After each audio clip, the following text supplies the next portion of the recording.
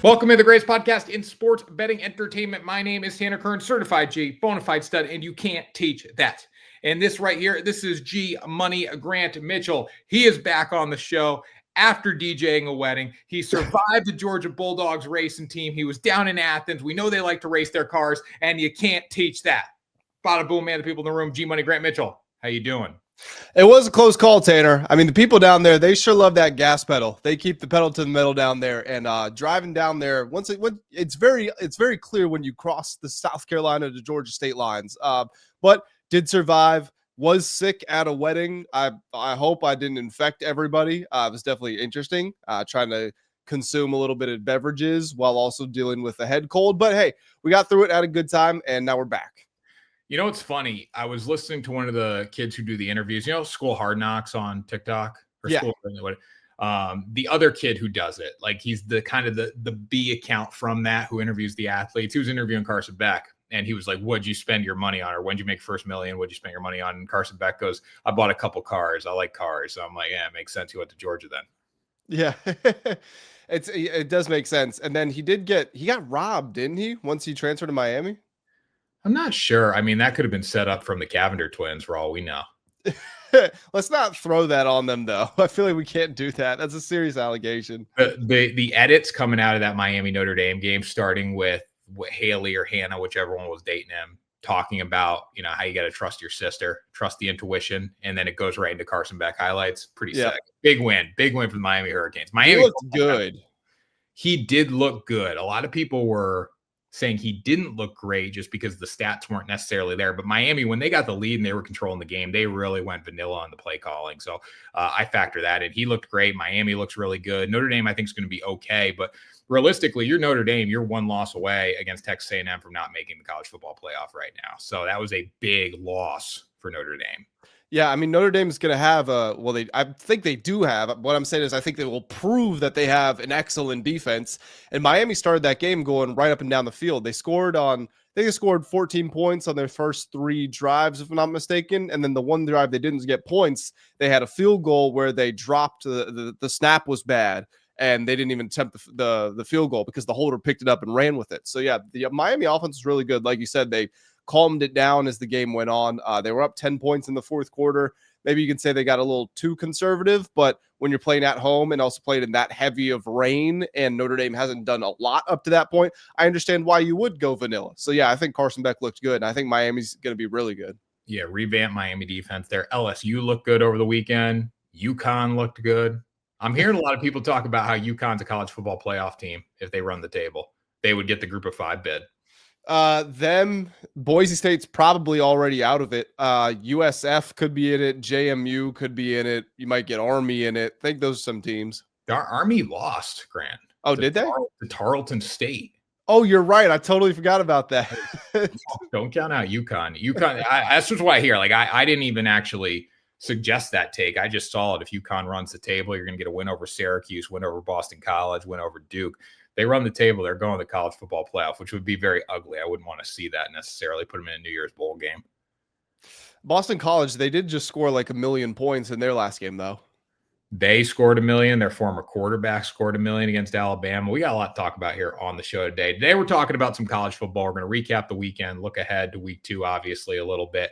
Also talk big picture stuff, and then break down Eagles versus Cowboys because it is officially game week in the NFL. So great times. Now, I don't know how I made it through the offseason because I think when you get to Super Bowl, then you go into the Masters, you go into March Madness, you go into opening day for baseball, and then it just becomes a lull where you're like, oh my God, I'm excited to like have a WNBA profit boost on FanDuel. Like that's kind of where my head was the past month. And now I'm finally back to football. Well, you know what's funny? Now that football's here, I feel like I don't remember a time without football. Even though we just had it. Technically, we're still in. I mean, college football just started, I guess. NFL starts this weekend. But like, even though we went all those months without it, I can't remember what even happened during that time. You know what is also a scary thing too? Like when you're feeling sorry for yourself gambling. So like I was down pretty big this week, and thanks to Brian Kelly and the LSU Tigers for bringing me back to life, and then ultimately made a little bit. North Carolina spoiled it last night. I did bet on North Carolina and a bunch of teasers. None of them hit. Still profit on the weekend. But like when you're down and you're sitting there and you're like, I need this, I want this bet to hit, I need this bet to hit. And you're like, I got 20 more weeks of this basically this season, like 20 more weekends of just like Monday, Thursday, Friday, maybe Saturday, definitely Sunday, definitely. Brutal. It's a long season. Got to prepare for it. Go easy early on because you got a long season ahead of you. Well, Tanner, the people do have a long season in front of them, but we have a long season as well. So they do need to make sure they hit that like button, hit that subscribe button, because we will be here all throughout the NFL season. Yeah, hit that like button, hit that subscribe button, share the podcast, subscribe, comment who you're taking. All our picks and stuff will be on the show. We want to hear what you guys are taking. Also, check out WSN.com, the World Sports Network. You get your sports betting picks, promo codes. If you love NFL content, there is a ton of it on site right now. There's prop picks for pretty much every game, Sunday night football, Thursday night football, generic players. Like I'm writing Travis Hunter props this week. So make sure you guys check it out, WSN.com. Yep, 100%. Make sure you hit the like button as well. Again, that is the number one way you can support us here, and it takes 2 seconds out of your day. Yep, definitely. So, Grant, we had an interesting game last night. I think the lead is definitely the North Carolina Tar Heels. The way they went right down the field to start the game, I was like, wow, like this team's kind of good. I didn't think Gio Lopez was going to do anything based on what we were talking about. We didn't even get a depth chart from Bill Belichick last night. We barely saw Jordan Hudson. I thought it was going to be a really good night for North Carolina. My thing is, before we even break down the game, would you ever want to play for a coach that doesn't get excited about an 80-yard touchdown drive to start the game? Like, I wouldn't want to play for that kind of guy. And I pretty much have, I think, in my past. But like I would want him to at least be like, fist bump, let's go, put the one up for the field goal. Yeah, I would too, 100%. It's not going to change. Like that's who Belichick is. And it works when you have the right people in the locker room. Tom Brady kind of proved that. But if in this sort of environment, especially with kids, I don't quite know how this is going to work or if it's going to work at all. Because kids are drawn to that sort of emotional side of it. So if he's just going to be this stone cold stoic guy all the time, I don't know that I think everybody knows he's not a perfect match for college football. That doesn't mean he can't win games, but to your point, no. If I'm a 5-star recruit and I've got this guy who just doesn't seem to give a care about anything in the world, I'm probably going to go pick Kirby Smart, who's answering phone calls at 2 a.m. to talk to me and invite me over to his pool, something like that. It's not going to work. There's no way it's going to work. And TCU is a good football team. Like I don't want that to be lost in the sauce here. TCU is a really good team. Hoover's a really good quarterback. They had 542 yards of offense last night. He was dissecting them. 27-37. He looked great. The interception was a batted ball. It wasn't really a mistake. You look at North Carolina, they could get nothing going the entire night. Gio Lopez couldn't throw the ball. The play calling was terrible. It was almost like they were trying to call it like they had NFL players without having the NFL players. Like the play calls were very, very NFL-esque, Freddie Kitchens-esque, but it just didn't work with this group of kids. Also, too, defensively, there's very few times that you're going to notice. Like I didn't know who Marcus Allen was going the game for North Carolina cornerback. Very few times do I come out of a game being like, hey, that one player on defense cost them the game. Marcus Allen needs to quit football. He was horrendous last night. He's their top corner, is he not? I don't think so. I think it's the kid on the other side who was like man up. They were playing Marcus Allen at like a 12-yard buffer the entire night, 10-yard buffer, and they were just picking him apart. Who was it? Dwyer, right? For TCU, Jordan Dwyer, 6'1", 195, 9 receptions, 136 yards, 1 touchdown, 15 yards per reception. All those came against Marcus Allen. There were no adjustments. And the biggest thing that I was disappointed in North Carolina, I really thought you're not going to win the game coming out of the locker room. Like there's no way talent-wise that they could win that football game, but they just quit. They looked worse in the second half. They gave up. They didn't want to be there. That's something I wouldn't have expected from a group like this. Well, they have 70 new players on the roster. It's Belichick's first time in a college football game. Things are going to change. He said that it's going to take, probably 3-4 weeks for me to know what I even have on my hands. Now, they probably didn't expect to lose 48-14, but the hype was definitely ahead of where they should have been. And I feel like a lot of people, Belichick himself, seemed to know that. He seemed to address it. I'm sure he wanted to win this game, but it's such severe change for him. He's used to, even though he might be used to buying guys off the scrap heap in the NFL, he knows what a low caliber NFL football player looks like. He doesn't know what a regular college football player looks like. He doesn't know about the inconsistencies, the mental mistakes that they're going to make. So I would expect within a week or two, they're going to look a lot better, but this was a bad start. And he said it in one of the pregame interviews the ESPN did it. He's like, not saying we're a good football team right now. So that kind of told you everything you needed to know. I should have listened to him. But this was a terrible game. And I just don't know how North Carolina moves forward with the talent that they have. That's my biggest concern. It was the talent combined with the lack of effort. And I know TCU is really good, but there's a lot of good teams on their schedule. Like they're going to win like 3-4 games. That under 7.5 win total, beautiful. Well, Belichick and Lombardi, didn't they only get there like a day or two before the portal closed or something like that? He was at the bowl game. Like, so they played UConn in the Fenway Bowl, and he was there. So I don't really know what the deal was. I know he got hired a little later. Yeah, it took a while, and I want to say they came in very shortly before the portal deadline. There was some deadline that they got hired right before that happened. So it would make it difficult to field the best team possible. They're going to beat Charlotte, maybe. They're going to beat Richmond, maybe. Yeah. Maybe. Now, they'll be 2-1. I don't know. They're bad. They're very bad. And Gio Lopez is not good. I didn't watch the backup last night, who's actually, fun fact, same age as Jordan Hudson, 24 years old. But I didn't really see him last night. I gave up. Their schedule, you said they've got some tough teams on their schedule. Their schedule is actually one of the easiest schedules in Power 4. I mean, TCU to open, Clemson at home. TCU is good, though. Like, that's a tough game. Oh, yeah, but it's TCU, it's Clemson, and it's at NC State. The rest of their games, they've got Charlotte, Richmond, UCF, Cal, UVA, Syracuse, Stanford, Wake Forest, and Duke. It doesn't get easier than that. Probably better than them, though. UCF is better than them. California. Well, they might be, but the schedule is not hard. It's an easy schedule. I mean, Stanford, who was bad against Hawaii, they're probably better than that team last night. Much better than that team.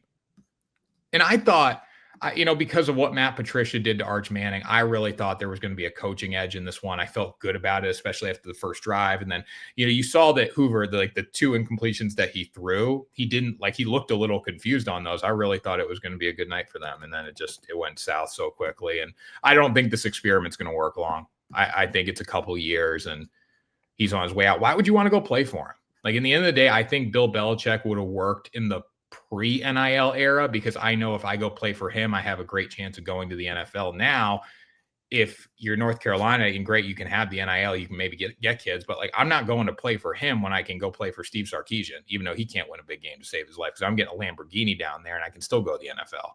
Yeah, I mean, we know Belichick doesn't want to be here. He wants to be coaching in the NFL. He wants to get the all-time win record. I think what he's hoping for is that his team can go 8-4, 9-3, and an NFL team will call him up and say, hey, look, we got a 2-year window for you, like the Raiders just did with Pete Carroll, who's the same age as Belichick. But the chances of that happening, I think, are pretty low, unfortunately, for Bill. I don't know that he's ever going to get a chance in the NFL again. No, and he shouldn't. He shouldn't, really. There's been nothing without Tom Brady that he has shown that he's a successful NFL head coach in the end of the day. And this job kind of only enhances the fact, Tom Brady's probably smiling somewhere, because this job only shows the fact that he needs Brady to win. It's just becoming more and more clear based on the record with and without Tom Brady. Speaking of Matt Patricia, you ready to go talk about the Texas-Ohio State game? Yeah, I am, actually. I'm excited to talk about this one. I'm not. First off, before we even get into it, Grant, are you out on Texas? Or are you in on Texas still? No, so I'm still in on Texas being a very good team, but I want to make myself clear, and this is something that I've said all throughout the offseason. The Texas, and particularly the Arch Manning hype, was just out of control. People have called him a generational talent. You don't know that. He has a generational last name. That's all you've seen from him. He played 2 games. One of them, he did really well against the worst team in the SEC, Mississippi State. And the other one, he was mediocre against UL Monroe. People have lined him. He was the Heisman betting odds favorite. People are saying this is one of the greatest quarterback talents we have. He's going to be the #1 pick in the draft. All this. Why? You're basing this all off of him having familial ties to two great quarterbacks, Peyton and Eli. And yes, that means they're going to have money. They're going to get him the best trainers. They're going to get him to the best camps, but you haven't seen anything from him. It's so obvious when people haven't watched him play. They're like, oh, he's a great runner. No, he can run. Like, he has two legs, but he's not a great runner. Oh, he has a terrific size. Well, he doesn't use it. He's not running people over. He's a good quarterback. Don't get me wrong. And I think he will be good. I think he could be one of the best players in college football, but he's not there right now. He's not even close to it. And people are acting as if like they were just handing him the crown, pretending he didn't have to go earn it. And I don't care how good Ohio State's defense is, because they're excellent. But if you score 7 points, that is a terrible game. So I don't want to hear anybody defending Arch, but all these clowns who are also saying, I can't believe a generational talent went out there and did this. That's also wrong. It's not Arch's fault. Arch was set up to fail, because if your expectations are the Heisman and you play like he did, obviously you're going to get picked on a little bit, but he didn't set those expectations for himself. His last name did. I still think Arch is going to be the first pick in the draft in a year from now. Like, he's not going to come out this year. He's going to play one year at Texas. He's going to play one more year at Texas, and then he's going to be the first pick in the draft. The potential is there with Arch Manning. He's 6'4". His last name is Manning. He made some good throws in this game. He missed some horrible throws. He just didn't look right in this game. But like, realistically, when you break it down, it was his first road start in college football. It was his first big start in college football against an Ohio State defending national champion team with Matt Patricia as their defensive coordinator, giving him looks that he's probably never seen before. So when you factor all that in, if he just makes the throws that he should have made in the game, they still don't necessarily win it. But you're probably talking about him a little differently in the game. I don't think a lot of guys were getting open necessarily. Ohio State just played really well defensively. But when you look at the box score, and the box score will lie to you a little bit at times, yards per rush, Ohio State, 2.3 yards per carry. They had 34 attempts, 77 yards. Texas ran the ball much better.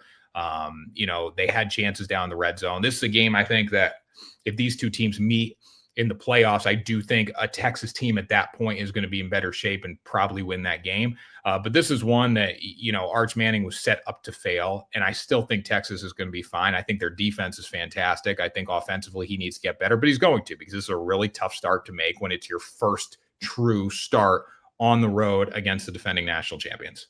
No doubt about that. I think he looked very overwhelmed mentally. And that could be the Matt Patricia point, like you were saying. And also, like you had said earlier, I thought that meant that Belichick was going to do great. I thought that game was going to at least be close. Thought North Carolina might win. But that was because of what Matt Patricia did. Obviously, he's got a lot more talent there. Caleb Downs being the head of that.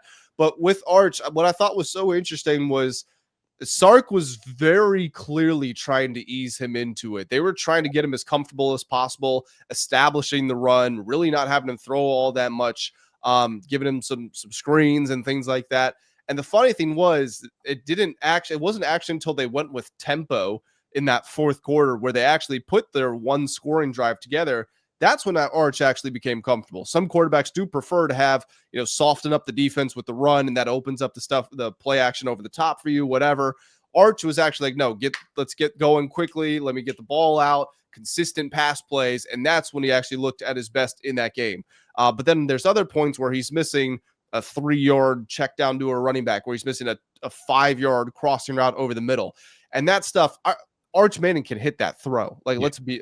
That's what I say. That's what I mean when I say he looked mentally overwhelmed. I think he was, I don't want to use the term scared, but I think he was shaken. I think he just his composure was not there. And that's also going to come with more reps. He could play I don't know what big games he played in high school. Everybody plays some. It might not be the best competition, but everybody plays a big game. You play for the state championship, whatever.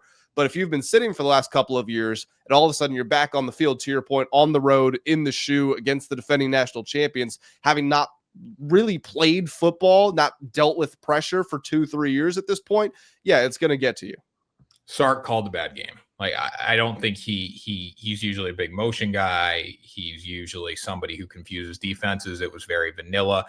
And again, Arch missed throws. Like, you look at the end of the game, Texas still has a chance to go down and tie it. And Arch misses, I think it was the third down throw on the out, which would have been an easy first down. He threw it behind him.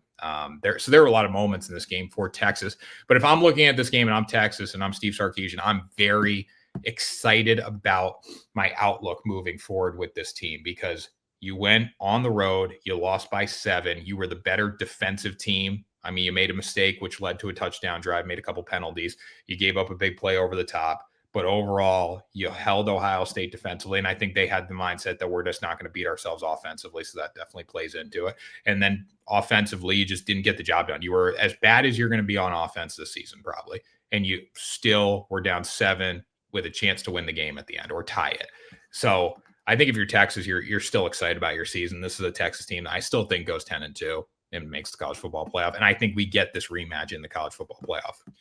Well, so I hear what you're saying, but this is kind of what I want to counter to that with is at what point do these, I feel good about this loss. At what point does that run out? Because that's all that Texas has had with their losses recently. You have it to start the year this year with Ohio State. You have it against Ohio State in the college football playoff last year. You've talked about that. Texas is marching down the field and it's this strip 6 80-yard fumble return, and that's why they lose the game. Also last year, the SEC championship game against Georgia, where Georgia's not playing well. Quinn Ewers goes for 360 passing yards, and you still lose that game. In 23, you lose as a favorite against Washington. When do the excuses run out? You can't keep feeling good about these losses. Eventually, you got to win one of them. Well, those are bigger games than this too. I mean, this is week 1 with a new team.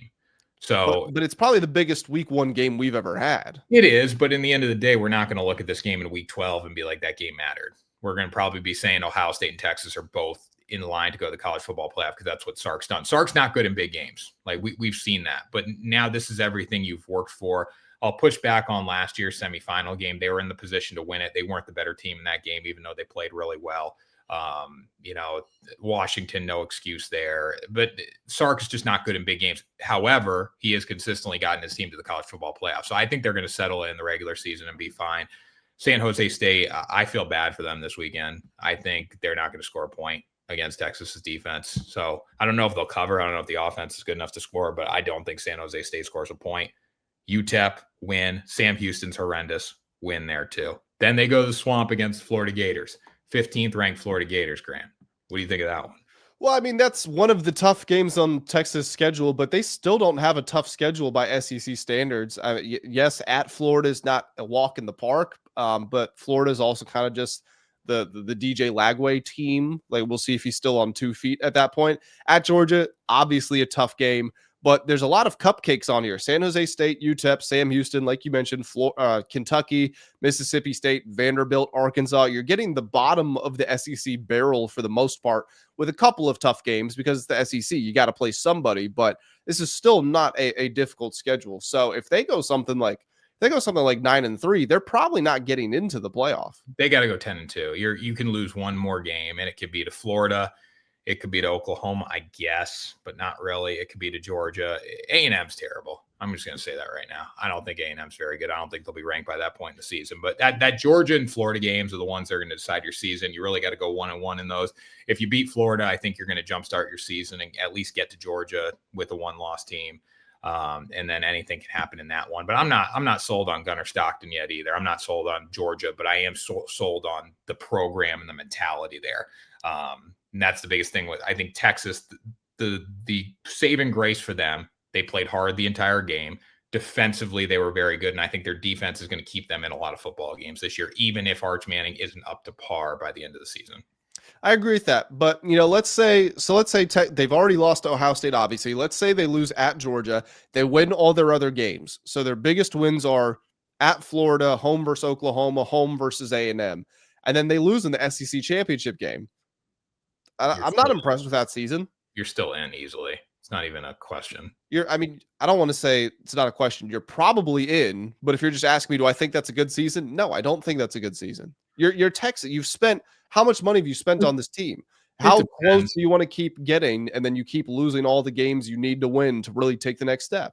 I still think that's a good season, depending on what you do in the college football playoff and depending how the Georgia game goes. Like the 10-2 is what they're expected to go. They were over 9.5. They go 10-2. One of the games they were expected to lose before the line started flipping, obviously, on Saturday was that Ohio State game. And probably the other one that they're going to be a dog in, the one other game, is the Georgia game. I don't think they'll be a dog against Florida. I think they're a 6.5 point favorite right now against Florida, which is crazy to think about. Georgia right now, we have odds on that one. They are a 2.5 point dog. So the two games that they're going to be a dog in this year, Ohio State and Georgia, and their win total is over 9.5. So makes sense. I mean, yeah, it does make sense, but still, I'm over Texas for now until they win that big game.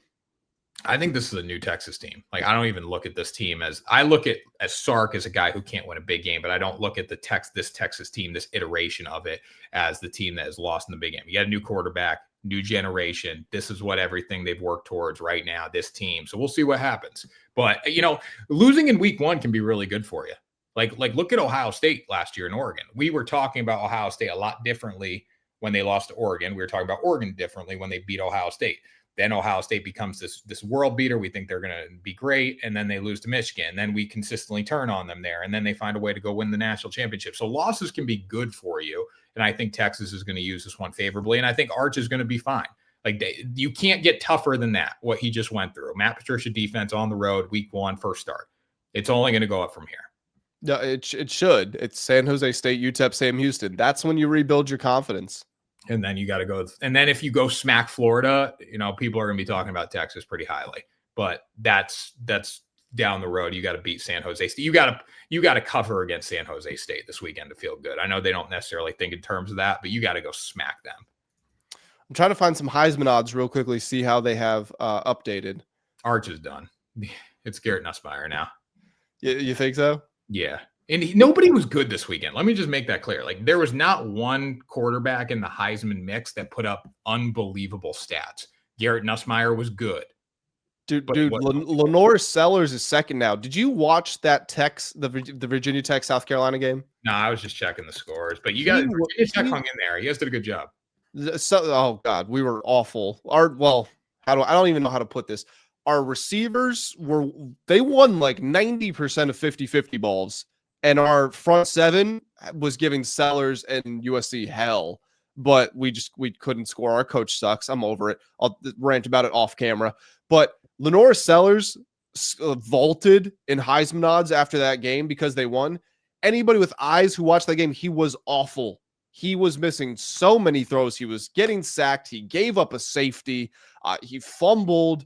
He could not run the ball. The only thing he did was, after Virginia Tech had gotten like 20 stops in a row, and then their offense was just going 3 and out every time because they couldn't do everything. Finally, they Sellers hit like a 70-yard over-the-top bomb to Nick Harbor, who is an Olympic-level sprinter in high school. He just chose to play football, but he's not good at football. Honestly, he should have stuck to track because he's not good at football. I don't even know if he's going to get drafted one day. If he does, it's only going to be because of his athleticism. But basically, it was just a free release on the outside. Harbor literally ran in a straight line, and Sellers hit him with the pass. That's the only thing he did in the entire game. And somehow he's now second in odds.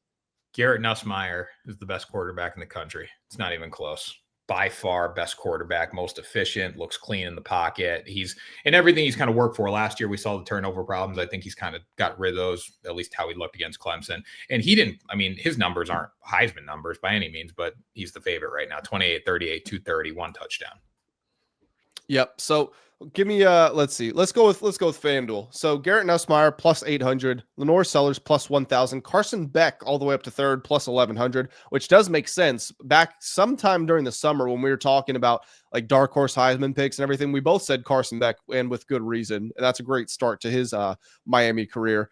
Gunnar Stockton at fourth. I watched that Georgia game against Marshall. He's not a Heisman. He's got no hope of putting up those types of numbers. And also, he wasn't great. He had to run more than I expected. And because it's Marshall, you should have just dominated them. But he looked a little panicked almost and ran. And he also, kind of similar to Arch Manning, he missed some short crossing routes. It was weird. And I get it's week one, but he's not going to put up Heisman numbers. And then after that, you go to Jeremiah Smith and Arch Manning at 18-1. I actually missed Cade Klubnik at 14-1. John Mateer, really good game. He's 16-1. And it's just a huge mix of guys in that sort of range. Kirby Smart never gets good quarterbacks. Like, he wins with consistently. Like Carson Beck, the way the Georgia fans talk about Carson Beck, he was terrible. I think he lost 3 games there. And he was like the greatest quarterback I think Kirby's had in a long time. I would put him above Stetson Bennett. In what respect? Just like they're just not difference make. They're just game managers. Like it's a game manager system. Well, Beck was asked to carry more of the load than any of their recent quarterbacks, but that's also not really what Kirby wants to do. He wants to run, he wants to play defense. He doesn't want the quarterback to be the focal point of the team. No, like Gunnar Stockton, Carson Beck, Stetson Bennett, Jake Fromm, Jacob Eason, right? He was there. Just guys that like nobody's like jumping off the page. But and Gunnar Stockton, he's kind of like the most minimal jump off the page guy. Carson Beck, dog. Absolute dog. Stockton, if he wasn't a 5-star, he was close. He was like a high 4-star. Let me see. Kirby does recruit talent in terms of star ratings, but they don't play like massive stars. See, and like I'm looking at Gunnar Stockton, good quarterback. Don't get me wrong. Like what he did last year coming in, I mean, he won the SEC championship for him. But like, I don't look at Gunnar Stockton and be like, I'm afraid of that kid. Like he's going to beat us this weekend. But the star, the writers say he's a 4-star kid. So it also helps when you commit. You see it all the time. Like a 3-star commits to Oregon. Now he's a 4-star, stuff like that. Yeah. So speaking of 4 stars that underperform, Kalen DeBoer and his Alabama Crimson Tide football team, they are really, really bad. They're in a tough spot right now. I think I just seeing all the stuff coming out of the hotel where the players are sneaking girls in the middle of the night and they're showing up late to the buses and they're not, they're getting DoorDash at 1 a.m. before games. I don't know if that's true or not. It sure looks like it with how they're playing on the field, though. So there have been reports, it's well documented, that in DeBoer's first season last year, he couldn't coach the team the way he wanted to. He couldn't be as hard, as tough on the guys as he normally would be because he had just come in and if he was too hard on them, they were just going to portal right out. So he had to keep these good relationships with all of them. But in year 2, with a quarterback who Jalen Milroe was not a Kalen DeBoer guy, Ty Simpson is you've been there. You got your offensive coordinator from Washington, Ryan Grubb. He's back with you. This should be the year where you see the ascension. And look, like we're saying with Texas, maybe Alabama wins 10 games. Maybe they win 11 games. Yeah, the whole season is still in front of them. And when you get to it's time to determine who's going to play in the SEC championship and out of conference losses are going to factor into all of that. With that being said, it's the combination of us knowing how disappointing Florida State was last year, Alabama knowing they were coming, because Castellanos was like, I don't see how they could stop me. That's bulletin board material. How are you not ready for that? And then how they actually played. It did not look like I was watching Alabama. And I get DeBoer is an offensive guy, Saban's a defensive guy, but they're just the amount of missed tackles, the miscommunication. It did not look like an Alabama team. And people are turning on Kalen DeBoer, which I can understand. I still don't think he's a bad coach. He won a national championship at Sioux Falls or wherever he was. He got to the national championship with Washington. He is a very good coach, but just for whatever reason, it's not taking hold while he's at Alabama. He's not built for the South. That's the bottom line. We don't play how they play up in Washington. That's not how they play down in Tuscaloosa. And I think that's the biggest issue here. I think that team is not prepared for the physicality of the SEC. And whatever it is, it's not the players, obviously, because they get good players at Alabama. It's the fact that there's no physicality or mental toughness. They're undisciplined as hell. Like something he's doing is the problem. It's not the players. It's his coaching is an issue. They've never played. I heard Josh Pate say this today. They've never played a game under Kalen DeBoer where they had less penalties than their opponent, which is embarrassing.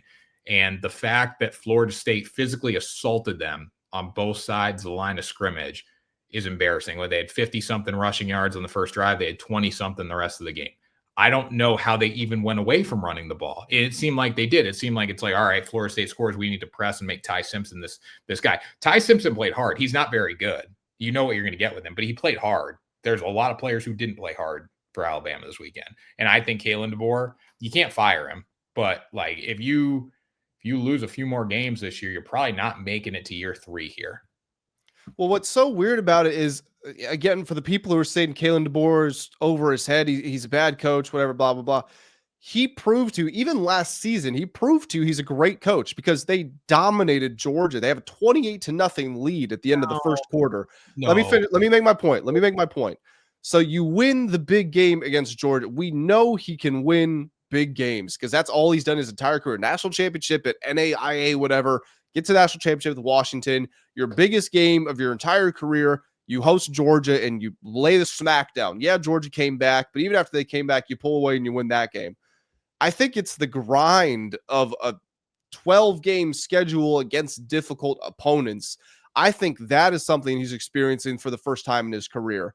And he's trying to balance having these great game plans for these priority matchups with having the mental focus and intensity for an entire season, not just one game here and there when we need to play a big game.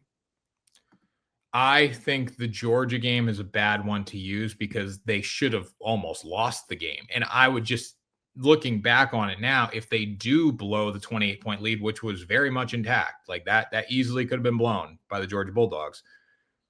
I think Kalen DeBoer may not even have a job there right now. Well, that's revisionist history. He did it. They were up 28-0. They got a little complacent. Georgia came back, and then they won the game. But even that game, too, I don't even think it was game plan. It was just like their athletes were better. Like Ryan Williams catching all the passes, Jalen Milroe running the football. Ryan Williams, man, he looks depressed. He doesn't look like he's confusing. I mean, he's confusing to me because the he's a great talent. Obviously, that doesn't need to be said, but he does seem a little bit full of himself. And like, let's look at his numbers last year. I get he had Jalen Milroe, who wasn't the greatest pocket passer in the world. Second half of the season, they were terrible. Like, yeah, second half of the season, he has 32, 73, 53, 29, 36, 37, 53, and 8 receiving yards. And then this game, 5 catches for 30 receiving yards. He tapped out. I know he got hurt, but he tapped out. He didn't want to be there from the first snap. He was better at 17 years old than he was at 18 years old. That's the biggest issue for Ryan Williams right now. Ty Simpson, he cares. Like, I'll give him that. He cares. He's not very good, though. He looks like a skinnier Mac Jones at quarterback. Well, they, again, kind of like what you said, they didn't set him up for success very much. They just went away from the run. When he throws it, when you run as a team 29 times and your quarterback throws it 43, compare that to Florida State. They ran 49 times. They attempted 14 passes. They had 7 rushes of 10+ yards. Alabama had 1.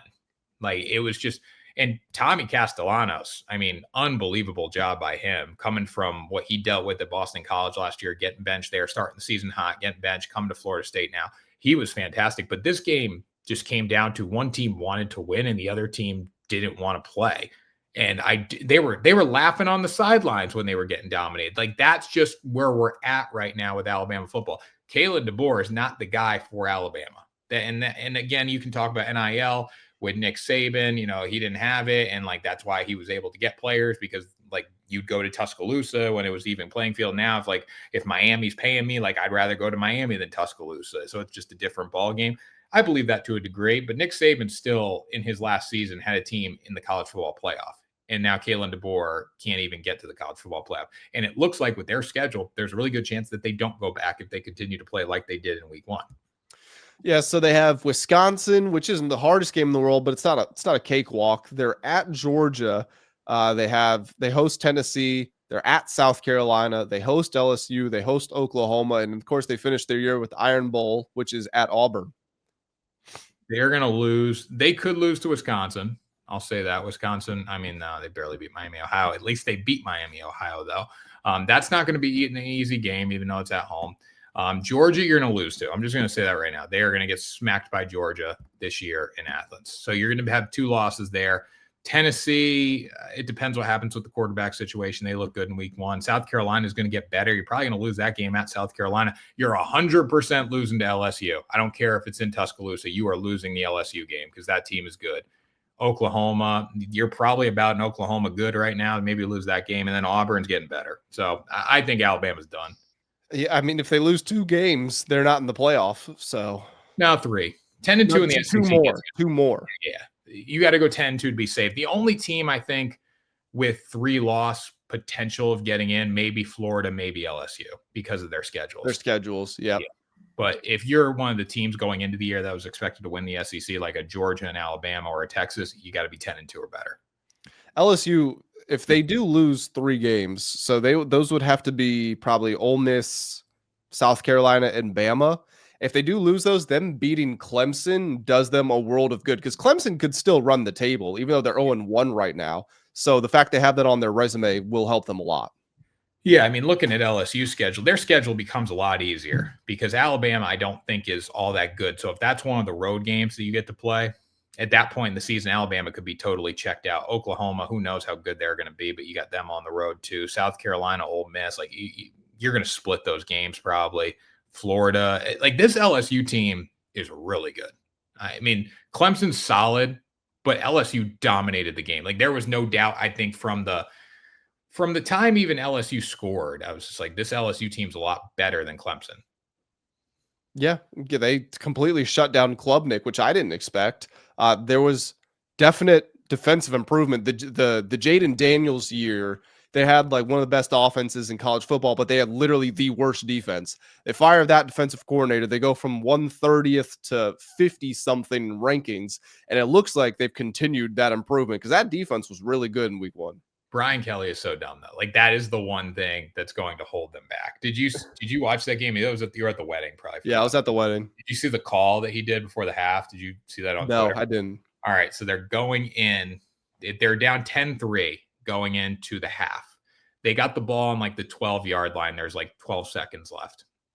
It's 4th and 2. All right, incomplete pass. He takes his last time out now. Keep in mind, takes his last time out. So we think he's just going to come in, try to draw a hard count, take a penalty, and then kick a field goal.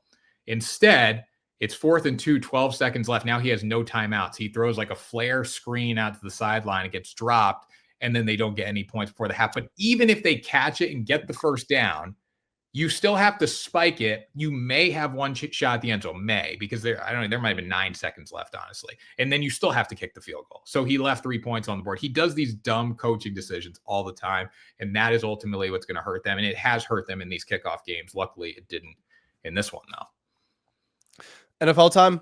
Yeah, NFL time. Big opener. Well, it was until the Cowboys traded their best player.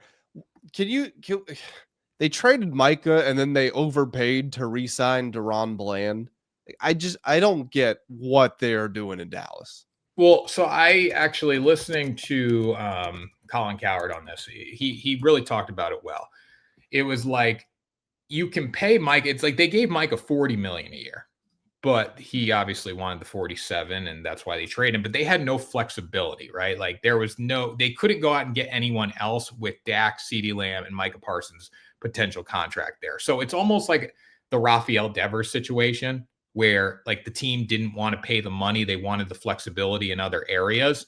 And by dumping Micah, you got that, taking back 2 first-round picks. You weren't going to be good with Micah in general. It's like, I don't necessarily mind the trade. If you were going to win the Super Bowl with Micah Parsons this year, yeah, it's a bad move. But you're going to be a third-place team in the NFC East with Micah. So I'd take the capital and try to get better for the future. I would have gotten rid of Dak if that was the plan. Yes and no. I mean, how many quarterbacks are better than Dak in the NFL right now? 10. And well, this is the thing too. Dak's coming off his second season-ending leg injury. He might be bad. He might be, but he's still a top 32 quarterback in the NFL. Now, you might use one of those first-round picks. You could use your original first-round pick next year to draft a quarterback, and then you get a first-round pick late in the draft to go get your next Micah Parsons. Or late in the first round. So they may go get a quarterback in a year, but right now, at least, there's not a better. Dak gives you the best chance to win in the NFL landscape. Best chance to win the NFL. What do you mean? Like if you're looking at all 32 quarterbacks, Dak gives you the best chance to win right now this year. Like what they can go get. Oh, okay. Yeah, I'm not saying he's the best quarterback. What you're gonna? They're still only gonna win 7 or 8 games, so who cares? That's the same thing with Micah. You were saying. Yeah, but who's gonna take Dak right now? Okay, realistically, what contending team or team that thinks it could contend would trade for Dak? Maybe the Steelers at the end of the year. I think they're gonna go. They got Will Howard. Do you think they're going to start Will Howard? I think Will Howard will be their starting quarterback in a year. Yeah. So Dak, when is Dak a free agent? So he's not this is only the first year of his new extension. They have a potential out ahead of 2028 for a $50 million cap hit. Oh my God, Dak has a $78 million cap hit in 2028. $78 million. Yeah, that's why they needed to get rid of Micah Parsons, because they have no room to pay anybody else. Well, you know what? This is the funny thing. I think the Packers are screwed now too, because they have literally no cap space, and I don't think they're winning the Super Bowl. I think with Micah Parsons, they are about to find out that Jordan Love is not the quarterback to win a Super Bowl. But they have a chance. They have belief. That's the difference. There's hope that they can win the Super Bowl. Like, they're one of the teams that if you're picking on the big board who's going to win the Super Bowl, you're going to touch the Packers there and say that team's a team that can win the Super Bowl. Potentially. Not saying they're going to do it. The Cowboys, even with Micah Parsons, you were saying this is the third place team in the NFC East. Potentially fourth with the Giants. I think the Giants can surprise some people. The only thing with the Giants is their schedule is insane. The Cowboys don't have that problem. They're going to cover against you guys. They probably will. In week 1. 6 points is too many, I think, with how they played you last year. I was looking at some stats on that game. Well, it was 2 different games. The first one was the first one was first win of Jaden's career. We scored 7 field goals in that game. Their kicker got injured on the opening kickoff trying to make a tackle, so they couldn't kick. So they went for 2 every time. They actually scored 3 touchdowns. We scored 7 field goals, but they didn't get any of the 2-point conversions, so we won. The second time around, we were just smoking them. And then I think it became a situation where like Tommy DeVito or someone made it look closer than it actually was at the end. Hey, covers back to back. Yeah, I saw a stat that like in the last however many years, teams that are underdogs of 6+ points on the road in week 1 cover like 71% of the time or something. Yeah. So speaking of Thursday night football, underdog Dallas Cowboys, 7.5 point spread here. I don't think there's a world where they cover or win the game. I mean, I think Philadelphia plays their game on banner night. They're going to dominate the game and win by 14 points, but I don't know about you, what your take is here. Yeah, I think Philly's going to blow them out. Dak coming off, again, second season ending leg injury. We don't really know. Can he even move anymore? We don't really seem to have an idea. It's a rebuilt offensive line where Zach Martin's now gone. You draft a rookie in the first round. His first start of his career is against Jalen Carter and Nolan Smith and these guys. If there's going to be a hangover from the Super Bowl, it's not going to be week 1 on banner night against your division rivals. It'll come later in the season when things get tough. Schottenheimer is the most underwhelming addition of the entire offseason. Diggs is coming off of an injury. Mike is not there. The Cowboys can't run the ball. They can't stop the run. There's not a single thing that I can point to and say, oh, this is where Dallas makes up the difference. Yeah, there's no area where I can see them staying in the football game, even though it's maybe a divisional opponent. That's pretty much about it. I think Philadelphia is going to be just fine here. I don't think Dallas has any potential of staying in this game on banner night, week 1. Maybe they keep it close when it gets to Dallas later in the season. But right now, this is Philly's game to win and cover. And I'm not like, don't get me wrong, I'm excited for week 1 of the NFL, but like looking at how good week 1 of college was, do you feel that way? Like, do you feel a little like I feel like I'm just like, this is an underwhelming opening game for me? I'm just excited to see the NFL. I am excited to see the NFL, but this is an underwhelming game for me in week 1. Get this. So in the 2 matchups these teams played against each other last year, the Eagles won by a combined score of 75-13. They won 34-6 and 41-7. So yeah, they're gonna blow them off the field then. Yeah, it's not gonna be close. It's gonna be pretty ugly. Friday night, that'll be fun. Yeah, I don't know how I feel about the NFL continuing to just add new days to the. It's on YouTube? Is it on YouTube TV? Regular YouTube. Regular YouTube. It says YouTube. Huh. I don't know. But yeah, I don't know how I feel about the NFL. Like, we had a Tuesday game a couple of years ago. We got a Friday game here. I kind of like it just Monday, Thursday, Sunday. Yeah, I don't mind it for week 1 here. I would almost, if I had to pick, I think I would rather have one Saturday game, but compete with college football a little bit, move the Chiefs back to Saturday, play the opening game on Friday night. I think that'd be electric. So no Thursday night game. I don't need Thursday this week. No. That's interesting. I mean, I guess Thursday, Friday, then you get college Saturday, but the college slate this weekend is pretty bad. So I don't really care about college as much, but I don't know. I'm not excited to see Jerry Jones and the Cowboys take on the Eagles this week. It's just not, it doesn't get me excited. Chiefs, Chargers gets me a little more excited on Friday night, but it's also Friday. It just feels weird. It's in Brazil. We don't need to go down to Brazil to play these damn football games. We need to stop catering to the international crowd. It's dumb. We don't need to do it. This is our sport.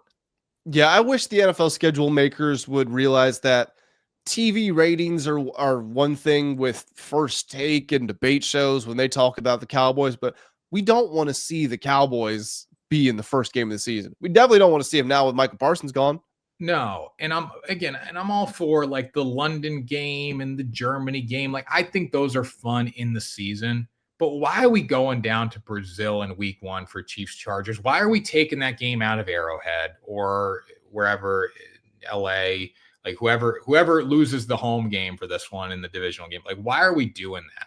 We shouldn't do that. We should play that game in America because it's a big game. I saw there were talks about adding a full-time European team. Who would ever want to sign there? Nobody would ever. You would need to raise their salary cap, truthfully. You would need to give that club more money to pay players to come there, because who would ever want to go to Europe to be on a team and then deal with the travel back? You'd have to play like 8 home games, 8 away games, or 9 away games in a row. Yeah, you would. That's the other part of it. The travel. Like, if you don't do it all in one time, like you said, but even if you do that, then that's also unfair to the players. So I don't know. It doesn't make logistical sense. It would be month. It would have to be like month in the States, month in Europe, month in the States, month in Europe, kind of. And then you'd almost have to have a home base in America, like a training center and stuff, and one in Europe, or it wouldn't work. Well, if that happens, then we can talk about it. I don't know where it would be. It'd probably be in England, probably be a London team. England, and then well, it wouldn't be in New York. You could maybe Boston. You wouldn't put it in Boston, I guess. I don't know. For the you could do, you could do London, Boston would make sense a little bit. Yeah, it would. Ireland, Boston, I guess, but you can't have another New England team. I don't know. I think we cater too much to the international crowd. Like, where's Brazil coming to play soccer games in the US? I don't see it. Well, okay. Well, we did just host the Club World Cup in America. That's the Club World Cup. We are hosting the World Cup, but the World Cup's different. That's the World Cup. Yeah, it's not a cup. Domestic league. I guess. We are in the world. We are the world. It should be on American soil. It's the greatest country in the world. But like, the Premier League plays preseason games here. All right. I don't see them coming here for a regular season game. Why are we going there for a regular season game? I don't mind that. It's part of the globalization effort. I get it. But like you said, a full-time team would be where I draw the line. I don't get Brazil week 1. I want that game in Kansas City, but that's just me. I agree. All right. That was Ride the Line. Greatest podcast, sports betting entertainment. It was Ride the Line. Guys, if you are still sticking around here and you enjoyed it, if you're excited about week 1, make sure you do hit that like button. Again, that's the #1 way you can support us. Go to the comment section, leave us your thoughts on everything that we said here, and make sure you do hit that subscribe button as well.